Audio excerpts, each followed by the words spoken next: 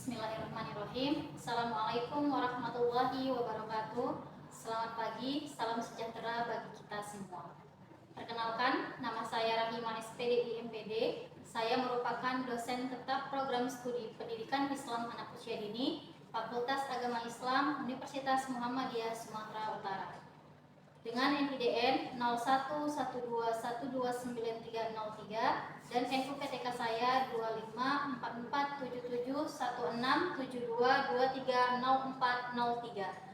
Dengan penuh rasa tanggung jawab dan komitmen terhadap pengembangan pendidikan tinggi di Indonesia, izinkan saya menyampaikan pernyataan diri dosen dalam unjuk kerja Tridharma Perguruan Tinggi atau UKTPT pada bidang pengajaran. Video ini dibuat sebagai bagian dari proses sertifikasi dosen yang diselenggarakan Kemendikti Saintek 2025. Dalam kesempatan ini, saya akan memaparkan mata kuliah yang saya ampu, yaitu metode pengembangan fisik motorik anak di RA PAUD dengan beban studi 3 SKS diperuntukkan bagi mahasiswa semester 8. Proses pembelajaran pada mata kuliah ini dilaksanakan tatap muka langsung di kelas dengan fokus keterlibatan aktif mahasiswa dalam membangun pemahaman tentang pengembangan fisik motorik anak. Pembelajaran berlangsung selama 16 minggu sesuai kalender akademik dan dirancang untuk mendukung capaian pembelajaran lulusan dan capaian pembelajaran mata kuliah. Seluruh materi dapat diakses mahasiswa secara daring melalui e-learning. Pada e-learning, selain materi, mahasiswa juga dapat mengunduh rencana pembelajaran semester dan rancangan tugas-tugas mahasiswa. Untuk metode pembelajaran pada mata kuliah dilaksanakan dengan ceramah, diskusi, dan praktek. Di dalam pembelajaran, saya mengimplementasi student center learning, di mana mahasiswa di dalam kelas harus aktif dalam proses pembelajaran. Selain itu, melakukan diskusi, sharing, knowledge di antara sesama mahasiswa. Dan saya sebagai fasilitator yang mengarahkan dan memberikan kesimpulan akhir dari setiap diskusi. Adapun capaian pembelajaran yang relevan adalah 1. Menjunjung tinggi nilai kemanusiaan dalam menjalankan tugas berdasarkan agama, moral, dan etika. 2. Menunjukkan sikap bertanggung jawab atas pekerjaan di bidang keahliannya secara mandiri. 3. Menguasai konsep teoritis pendidikan anak usia dini yang terintegrasi dengan nilai-nilai keislaman, keindonesiaan, dan kearifan lokal secara mendalam. 4. Mampu menerapkan pemikiran logis, kritis, sistematis, inovatif, dan integratif interkonektif dalam pengembangan dan implementasi ilmu keislaman, ilmu pengetahuan, dan teknologi bidang pendidikan Islam anak usia dini dalam konteks keindonesiaan. 5. Mampu mengintegrasikan nilai-nilai keislaman dan kearifan lokal dalam konsep teoritis pendidikan anak usia dini. Setelah menyelesaikan mata kuliah ini, mahasiswa diharapkan mampu menunjukkan penugasan pengetahuan dan keterampilan serta sikap yang tertuang dalam capaian pembelajaran mata kuliah, yaitu 1. Mahasiswa akan mampu menganalisis konsep pertumbuhan dan perkembangan fisik motorik pada anak usia dini dalam berbagai perspektif secara sistematis integratif. 2. Mahasiswa akan mampu menganalisa, menerapkan, dan menunjukkan stimulasi keterampilan fisik motorik pada anak usia dini yang bernuansa nilai-nilai keislaman, keindonesiaan, dan kearifan lokal secara inovatif. 3. Mahasiswa akan mampu merancang pengembangan pembelajaran fisik motorik yang atraktif, kreatif, dan menyenangkan untuk anak usia dini yang dapat diaktualisasikan dalam kehidupan sehari-hari. 4. Mahasiswa akan mampu menganalisis, merumuskan, dan menyelesaikan secara komprehensif permasalahan baik perkembangan fisik motorik anak usia dini sesuai karakteristiknya dalam berbagai kajian literatur. Adapun penilaian pada mata kuliah ini berdasarkan yang pertama, partisipasi aktif atau bukti kehadiran 25%. Yang kedua, tugas individual atau kelompok 20%, ada kuis 25%, dan ada proyek 30%. Untuk rentang nilai pada mata kuliah ini, dalam proses evaluasi pembelajaran, saya menggunakan rubrik penilaian sebagai instrumen utama sebagai cara memastikan penilaian Objektif, rubriknya adalah 80 sampai 100 adalah sangat baik, A. 70 sampai 79 adalah baik, B. 60 sampai 69 adalah cukup, C. 31 sampai 59 kurang, D. 0 sampai 30 adalah sangat kurang, yaitu gagal. Baiklah, sebagai bagian dari tahapan sertifikasi dosen Kemenristek Saintek 2025, berikut saya akan tampilkan video pembelajaran mata kuliah metode pengembangan fisik motorik anak RAPAU. Terima kasih. Wassalamualaikum warahmatullahi wabarakatuh.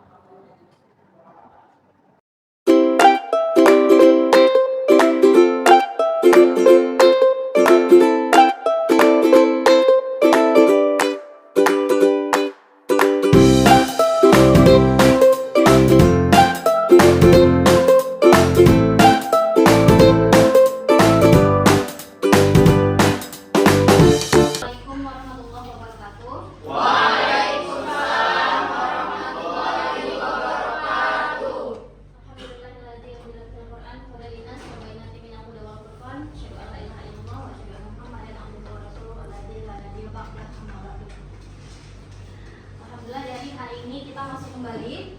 Sebelum saya mulai pembelajaran hari ini, ada baiknya kita sama-sama melafazkan basmalah bersama-sama untuk mendapatkan ridha Allah Subhanahu wa taala. Bismillahirrahmanirrahim.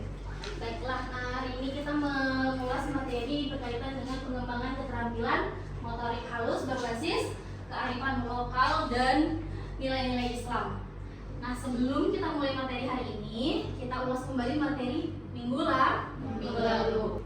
Oke Dina, kalau berkaitan dengan materi kemarin, pengembangan motorik kasar, bisa dijelaskan? Bisa Bu, insya Allah. Jadi menurut pemaparan Ibu kemarin yang Dina tangkap itu, pengembangan motorik kasar itu berkaitan tentang otot-otot kasar yang berkaitan tentang anggota tubuh Bu. Jadi gerakan anggota tubuh. Misalnya? Motorik kasar juga berkaitan tentang lari, beranak ketika anak mengambil barang.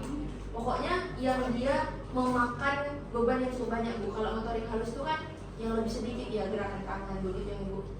Ahmad, gimana? Oke, baik Bu. Kalau menarik dari penyampaian yang Ibu sampaikan di minggu lalu dan menurut pemahaman saya, motorik kasar ya berarti segala sesuatu yang dilakukan anak dengan beban atau muatan yang seperti disampaikan Dina tadi, dia dengan muatan yang besar. Jadi contohnya tadi anak berlari, kemudian dia berlompat-lompat seperti itu Bu. Ketika dia bermain seperti permainan bola dan lainnya. Menurut saya seperti itu Bu. Oke baik, terima kasih adik-adik. Berarti semua udah paham ya. Materi minggu lalu kita bercerita tentang motorik kasar, maka hari ini kita bercerita dengan materi apa Indah? Apa materi hari ini? Pengembangan keterampilan motorik halus berbasis kearifan lokal dan nilai-nilai Islam. Oke, sebelum kita mulai, motorik halus sudah ada yang tahu? Belum. Kalau motorik kasar tadi berkaitan dengan anggota tubuh kita bergerak, ada posisi perpindahan. Kalau motorik halus, dia pergerakan tangan seperti menulis, menggambar, melukis, meronceng, dan keterampilan lainnya yang berkaitan dengan tangan. Nah, itu namanya motorik halus. Oke, ini slide selanjutnya motorik halus. Ini ada definisinya, boleh dibaca Din? Motorik halus adalah kemampuan menggerakkan otot-otot kecil, terutama di jari tangan, untuk melakukan kegiatan seperti menulis, menggambar, atau memancing baju. Sampai sini paham motorik halus? Jadi kelihatan perbedaannya motorik kasar dengan motorik halus. Ya, selanjutnya contohnya tadi ada menggambar, mewarnai, apa lagi?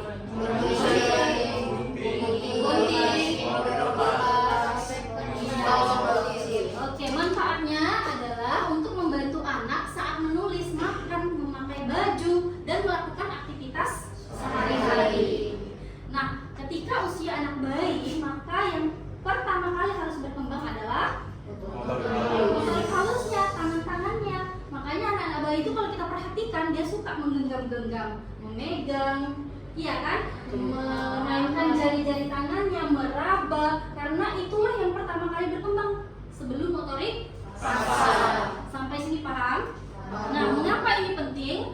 Karena untuk melatih jari dan tangan anak agar kuat dan terampil. Oke, kita lanjut. Ini adalah apa itu yang dimaksud dengan kearifan lokal? kebiasaan dari suatu daerah. Kebiasaan dari suatu daerah. Misalnya Kalau di suku Batak saya sendiri itu biasa anak-anaknya itu dia dikumpulkan, habis itu mereka diberikan suatu tempat ataupun lingkungan lah yang memang harus bermain secara bersama-sama dan dipisahkan ini laki-laki dan itu perempuan. Itu di budaya saya sendiri, Bu. Itu termasuk kearifan lokal. Oke. Jadi pengertiannya boleh dibaca dengan suara kuat. Kearifan lokal adalah pengetahuan atau kebiasaan yang berasal dari budaya suatu daerah dan diwariskan dari dulu. Kearifan ini digunakan untuk menjaga kehidupan yang baik serta gotong royong. Seperti gotong royong, sopan santun, dan menjaga alam. Oke. Sementara pengertian pendidikan anak bisa dilihat di atas. Kearifan lokal penting untuk mengajarkan anak bersikap baik, seperti jujur, ramah, suka membantu. Anak bisa belajar lewat cerita rakyat, permainan tradisional, atau kegiatan adat lingkungannya. Oke, Niko, di daerah Niko, kearifan lokalnya dalam permainan anak apa misalnya?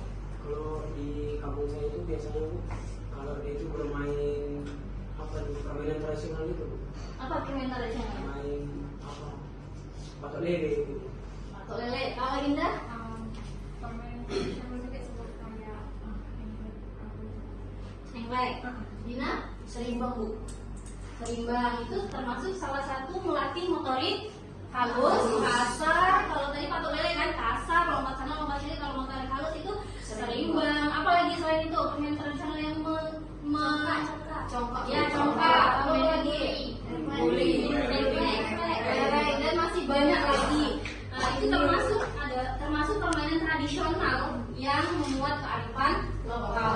Nah, nilai konservasi alam dalam pembelajaran ini adalah ajaran untuk menjaga, merawat, dan melestarikan alam. Anak-anak diajarkan untuk cinta lingkungan, misalnya seperti membuang sampah pada tempatnya, menanam pohon, dan tidak merusak alam.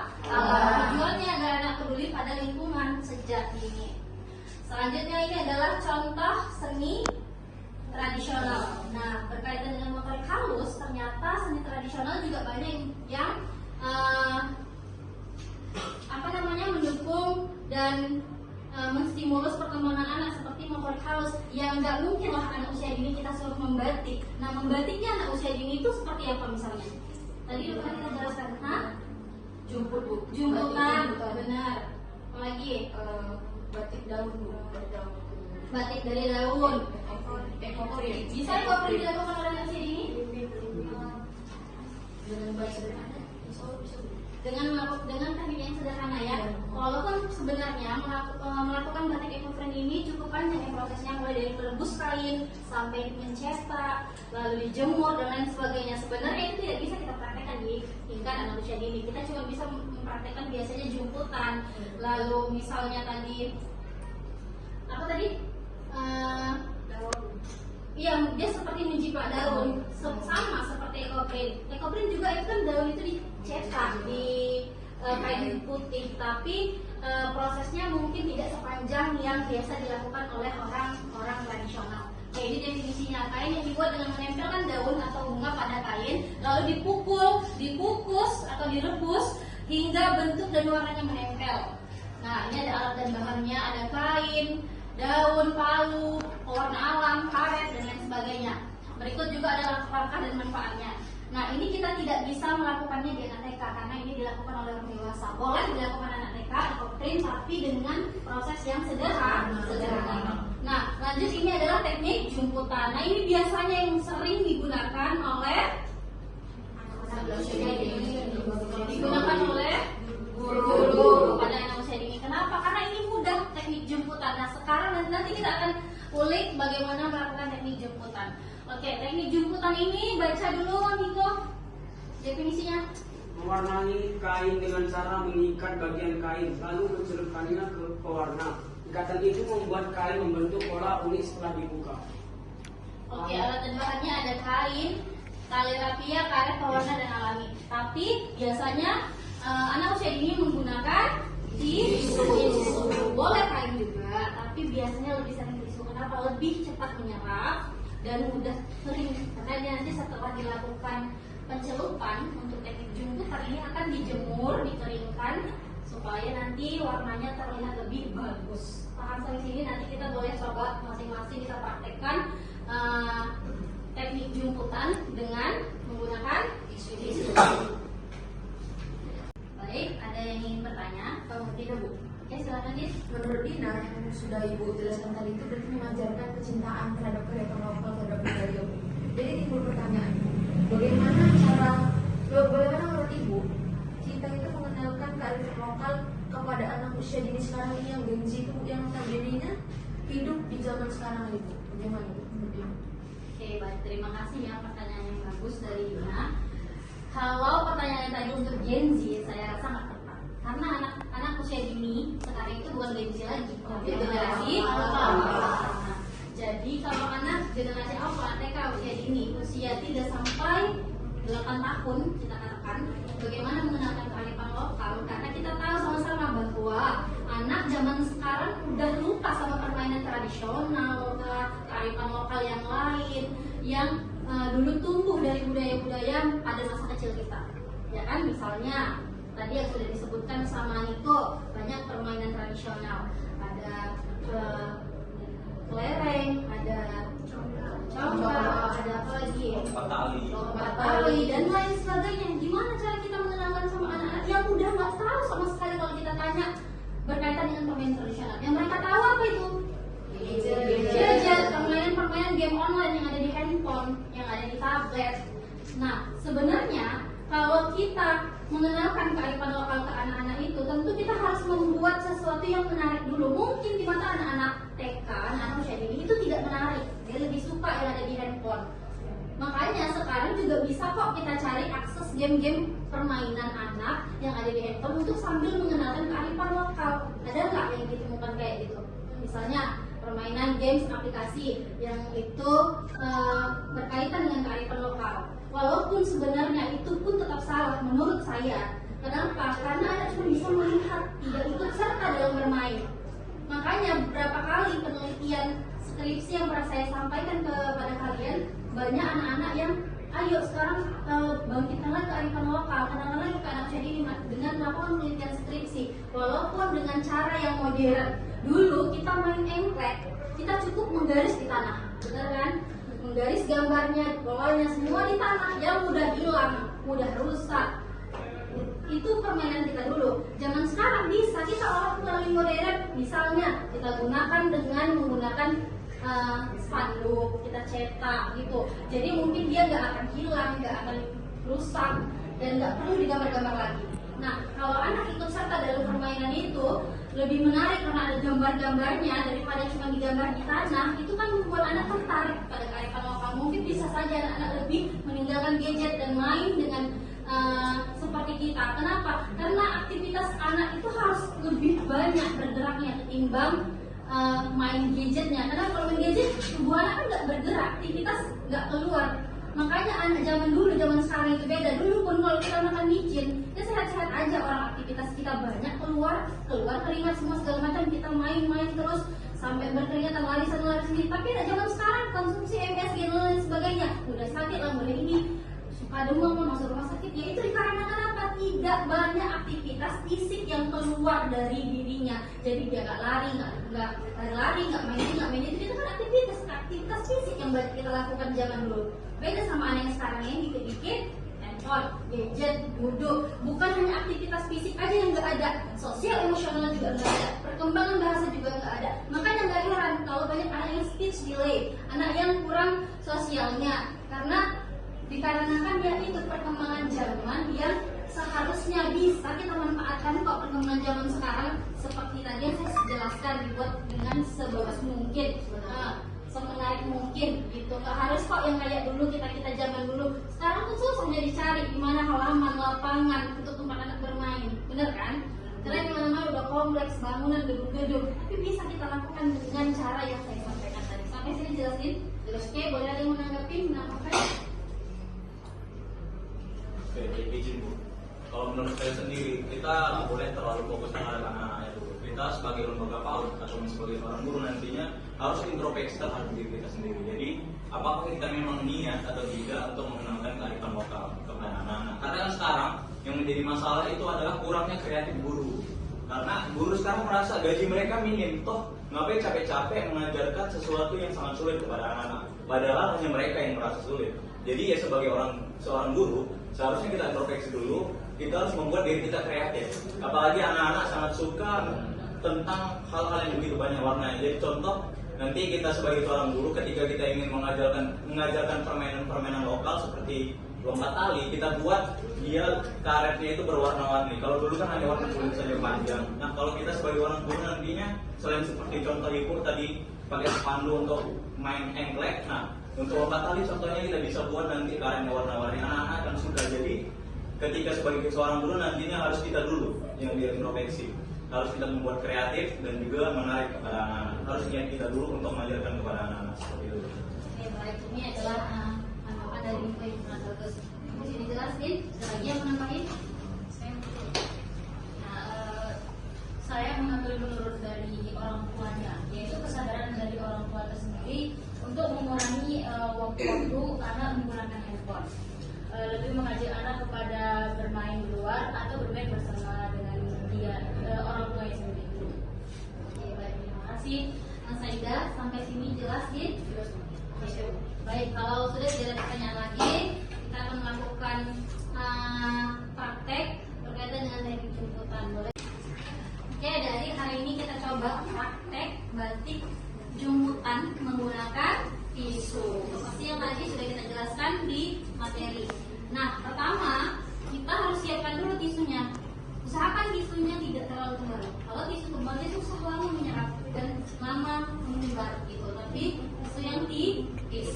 Lalu siapkan pewarna, silahkan mau warna apa aja boleh. Mau 5 warna boleh. Hari ini saya cuma buat 3 warna. Ada warna hijau, merah, dan pink.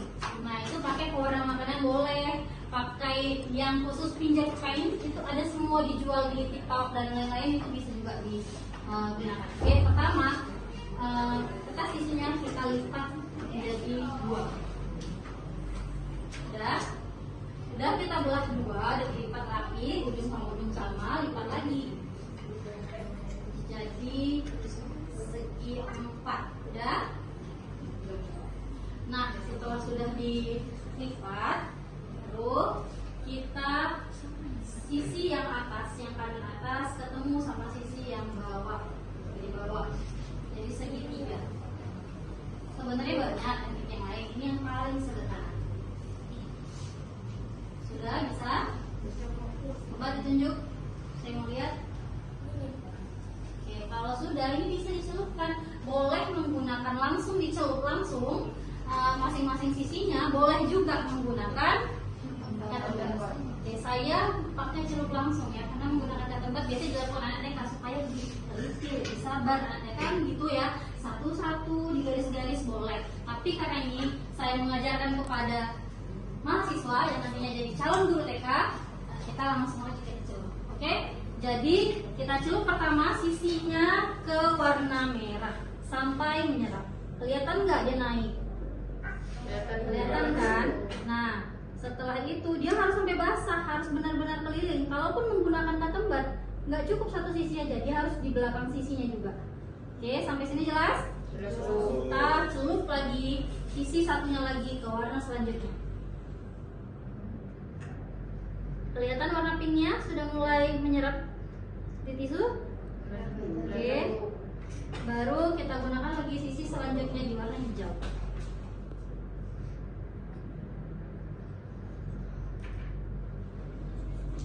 Nah, kan nggak bisa tuh kelihatan semua kan, boleh ditambahin dikit-dikit pakai tembat supaya warnanya rata dan basah. Usahakan basah. Kalau nggak basah nggak jadi dia. Nah ini setelah kayak gini diapain? Dijemur, boleh dijemur, diangin-anginkan supaya cepat kering dan warnanya lebih cantik dan mudah untuk dibuka. Oke, sampai sini jelas? Jelas. Boleh? Nanti kita buka sama-sama ya, karena ini masih basah, khawatir robek. Oke, boleh siapa yang mau coba ke depan praktek? Dina, siapa lagi? Dinda? Dea, oke. Silahkan praktek ke depan, boleh pakai ini. Boleh.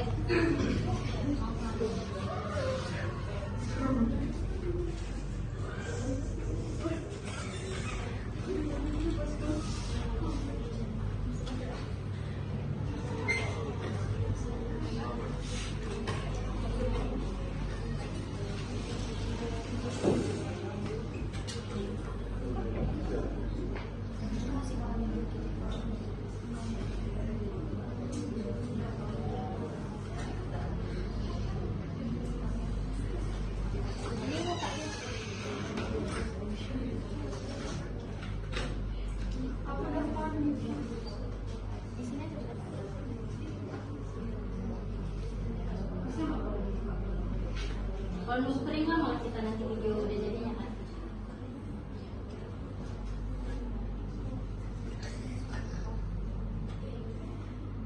Nah, oke, coba perlihatkan teman-teman. Nah, kalau dia udah dicelup, ini harusnya tunggu kering. Tapi kan kita menunggu waktu kalau kering kan. Nah, kalau dibuka nanti kelihatan jemputannya berobek. Nah, ini salah satunya kalau sudah dibuka dia jadi penuh warna. Karena juga bisa belajar ini termasuk membatik. Teknik batik jumputan. Kalau kalian punya baju di batik, coba perhatikan batiknya, motif yang ada di batik itu teknik jumputan kah, ekoprint kah, atau cetak pabrik. Kalau cetak pabrik biasanya lebih murah harga batiknya. Tapi kalau dia cetak tangan dari tangan sendiri, itu seperti jumputan dan ekoprint itu kan hanya bisa digunakan dengan tangan. Itu pasti jauh lebih mahal harga batiknya. Ya baiklah adik-adik, setelah kita melakukan praktek langsung menggunakan tisu dengan teknik jumputan, maka berakhirlah perkuliahan kita. Sebelum berakhir, maka saya akan sampaikan penutupan. Jaga warisan budaya, jaga alam ciptaan Allah. Sesungguhnya Allah menyukai orang-orang yang bertawakal dan bersyukur. Ada Quran surah Al-Baqarah ayat 206. Nah, jadi selain kita memberikan stimulus perkembangan kepada anak usia dini melalui permainan, melalui media yang memberikan stimulus perkembangan motorik anak. Nah, saat memberikan pembelajaran kepada anak untuk memberikan stimulus perkembangan, maka kaitkan kepada nilai-nilai Islam dan berikan juga pengetahuan agar anak cinta kepada kearifan lokal, baik lokal daerah sampai lokal Indonesia. Sampai sini jelas? Sudah 10. Baik, demikianlah perkuliahan kita hari ini. Kita ketemu minggu depan lagi. Terima kasih adik-adik sudah berpartisipasi hadir dalam materi hari ini, perkuliahan hari ini. Nanti Dina jangan lupa absen dikirim ke saya. Dan saya akhiri dengan lafaz hamdalah.